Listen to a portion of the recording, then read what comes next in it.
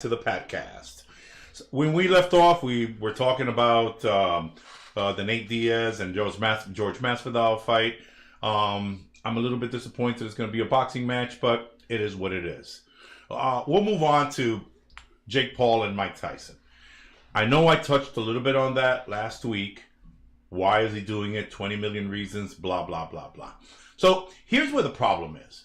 Now I'm reading that Jake Paul is trying to enter into some kind of negotiations with PFL to go ahead and do an actual MMA match. Now look, I give it to the guy.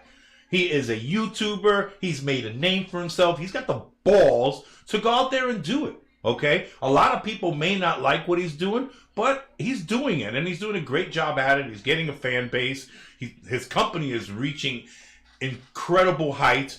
He actually signed one of the best female boxers of all time, Amanda Serrano, where, from what I understand, he made sure she got her first $1 million payday. So look, Jake, I get it. You're doing a great job. You called out Dana White from the UFC.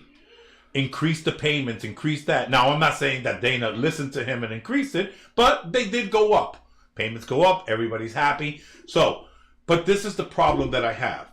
You're preparing for Iron Mike Tyson. Now, I know that Mike is 30 years older than you. All right?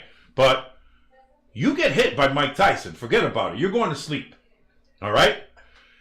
Don't start talking about MMA fights with PFL and offering $10 million and doing all of this. Nobody takes all of this serious. Now, if he's planning a troll Ryan Garcia style, then fine, that's great. But that kind of isn't his style. So, come on, Jake. Let's focus on one thing.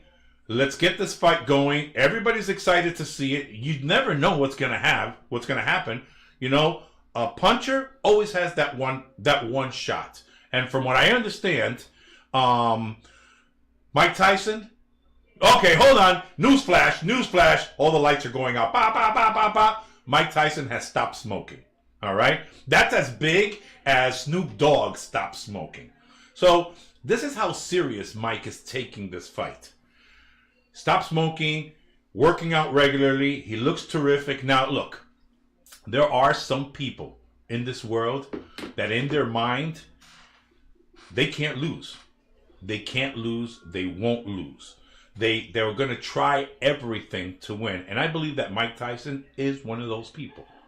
I believe that he took this fight, of course, $20 million. But I believe he took this fight because he's got a chance to make this happen. Now, in order for Mike to continue his legacy, okay, of Iron Mike Tyson, not only does he have to win, but he's got to knock this guy out. And he's got to do it within the first 3 rounds. If it doesn't happen within the first 3 rounds, it's going to be difficult. Stamina. You've got a younger guy. You've got a guy who actually he can hit. I mean, look what he did to Ben Askren. 1-round knockout. Okay? And he can move. So, Jake, take this fight seriously. Stop talking about PFL and all the other things. And concentrate on this fight so you can sell some tickets. And we can see a great fight. And not for nothing. Even though the odds may have it another way, Mike Tyson, I want to see you with a knockout, my buddy. All right? And you heard it here on the Patcast. Moving on to bare knuckle. You know, you just, and I talk about this often about companies like BYB and BKFC giving fighters another chance at a career. One of the top fighters right now in BKFC is Mike Perry. Platinum Mike Perry. Most of you might remember him from the UFC. Always got a great attention. Had a lot of people come to see him. Great support. He's a South Florida guy. So, you know, he was always a fan favorite. Listen, man, combat sports is nothing easy. Nothing easy at all. You could be a really tough individual, tough guy, a lot of skills. And when you're matching up with another person, sometimes you get the short end of it. Okay? But it doesn't take anything away from the fact that you're two gladiators and you're matching up your skills and you're going in there and you're duking it out. So I respect everyone who gets into the ring into the cage, into the triangle ring. I respect the people who do the backyard fights, okay? Because it takes balls to do that. So Mike Perry is out of the UFC and he gets into bare knuckle boxing. Guy makes a ton of money. So now he is challenging Darren Till. Darren Till turned down $2 million. $2 million. Okay? He's never made that money in the UFC. Never, ever, ever, ever. Turned down $2 million to fight bare knuckle. I don't blame him. This is no joke. And if you want to ask somebody, ask Luke Rockhold. Okay? He thought he was going to get into BKFC, and just because he had some decent hands and he was good, on the UFC, that he was going to go ahead and be successful. He got rocked. Rocked. I mean, he got rocked into, that fight was on a Friday. I think he woke up on Monday. Okay? Because bare knuckle is no joke. And Darren Till looks at that tape and says, why would I go into that? Why would I go into that? Now, Luke Rockhold went into karate combat. I believe he just won against Joe Schilling. Congratulations. Great. Okay? But bare knuckle boxing is not something to take lightly. Okay?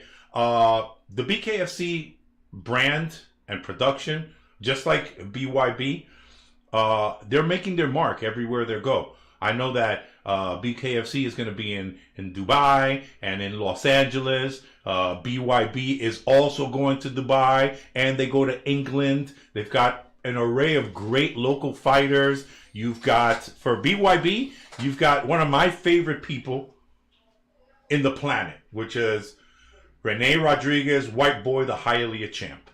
Okay? This is another guy who came from the backyards, had great success, and it made his life out of fighting. And again, win, lose, or draw, he's always the same person. But these are the people that need these production companies because they offer them another life, another career. You got the Red Queen, Jamie Driver, another favorite of mine. And you guys have heard me say this before. I enjoy watching the women fight. I personally think they do everything fundamentally better. Better. And not only in boxing, I think they do fundamentally better in basketball. Okay? And in softball. I mean, I just think that they do such a great, great job. So, these promotional companies are just giving people extra life. They're building up their brand. They're giving people life. They're paying well. They're paying very, very well. I mean, Mike Perry, Thiago Alves, all these guys say that they've made more money with bare knuckle than they had at the UFC. Which is a shame because it's where they grew their career. But bare knuckle boxing is no joke. Bare knuckle MMA, more than no joke. So I give it to these pugilists. Can you call them pugilists? Can you call the MMA guys pugilists? I got to find that out. But you got to give it to these guys. And I really, really do enjoy watching them fight. So, big opportunity. All these bare knuckle companies that are making a great stride. We're going to continue to follow them. We're going to continue to have all the information on them. We're gonna talk about all their shows. I get really excited when I'm talking about that because, man, you really see the combat in it. But once again, we have to take a break and pay some bills, and we will be right back.